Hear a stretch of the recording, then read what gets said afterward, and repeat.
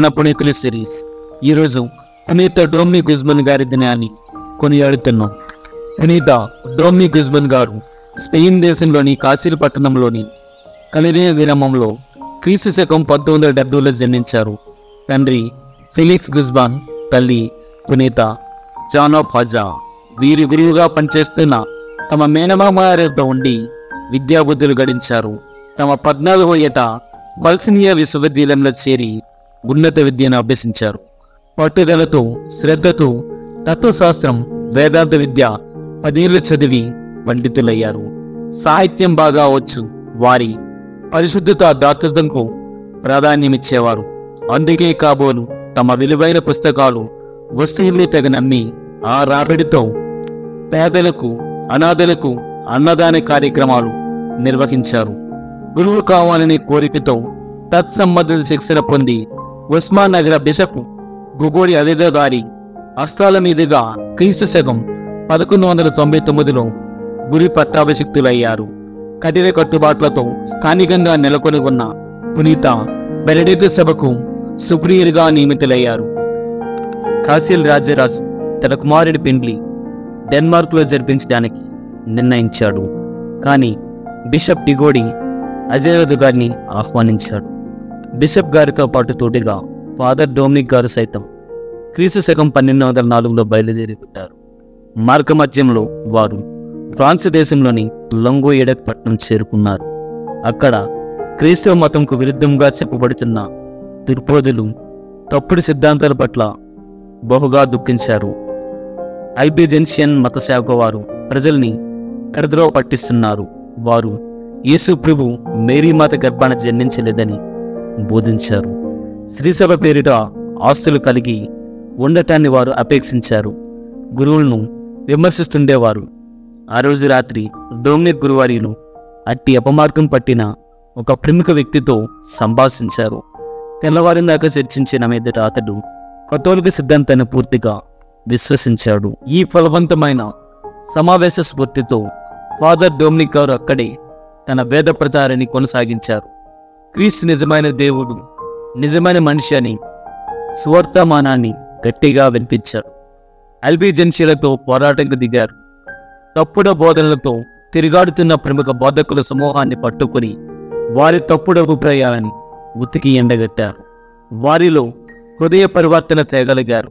ఈ విధంగా 10 సంవత్సరాలు లాంగ్వేడక్ పట్టణంలోని తమ దైవ వాక్యాన్ని విస్తృతపరిచారు. క్రీస్తు శకం 1206లో ప్రపుల్ల నగరంలో ఒక కాన్వెంట్ను ప్రారంభించారు. పునీత డొమినిక్ సోములు వారు క్రీస్తు శకం 1214లో టౌలస్ పట్టణం వెళ్ళి తన సేవా నిమిత్తం కొంత ఆర్థిక సహాయాన్ని పొందగలిగారు. క్రీస్తు శకం 1215లో 4వ లాటరన్ కౌన్సిల్ సమావేశంలో బలవంతంగా పాల్గొన్నారు. క్రీస్తు శకం 1216లో తన 16 మంది అనుచరులతో రుపల్లే కాన్వెంట్కి విచ్చేశారు. తనదైన శైలిలో కట్టుబాట్లు, నియమావళి రచించి డొమినిక్ మతబోధకుల సభను స్థాపించారు. వీరి సభలో పురుషులతో పాటు మహిళలు కూడా ఉన్నారు. పవిత్రత, నిరాడంబరత ప్రధాన వ్రతాలుగా స్వీకరించారు. క్రీస్తు సత్యవేదాన్ని చాటడం, కథోలిక వేదంకు ఊతంగా ప్రబోధించడం ప్రారంభించారు.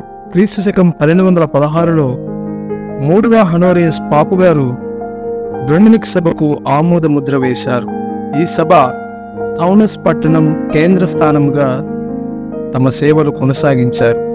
యూరప్ ఖండంలో క్రైస్తవ మతాన్ని అల్బిజెన్షియన్లు భ్రష్టు పట్టిస్తున్న తరుణంలో శ్రీసభకు కుడిభుజంగా 13వ శతాబ్దంలో డొమినిక్ సభ ప్రధాన పాత్ర పోషించింది. అపోస్తల తరహాలో సువార్త ప్రచారం చేశారు. పునీత డొమినిక్ తన శిష్యుల్ని యూరప్ అంతటా పంపిస్తూ మనం వాక్య విత్తనాల్ని వెదజల్లాలి, కూడబెట్టుకోకూడదు అని చివరి సందేశంగా చెప్తుండేవారు. వారి సభ స్పెయిన్, ఫ్రాన్స్, ఇంగ్లాండ్, ఇటలీ మొదలగు దేశాల్లో విస్తరించింది. వారి సభకు పునీత డొమినిక్ గారి సుపీరియర్ జనరల్గా క్రీస్తు శకం 1220లో 3వ హనోరియస్ పోపు గారు నియమించారు. వారి సభ తొలి సర్వసభ్య సమావేశం అదే సంవత్సరంలో బొలోగ్నా నగరంలో నిర్వహించబడింది. వారు ఆ నగరంలో క్రీస్తు శకం 1221 ఆగస్ట్ 6వ తేదీన పరలోక ప్రాప్తి పొందారు.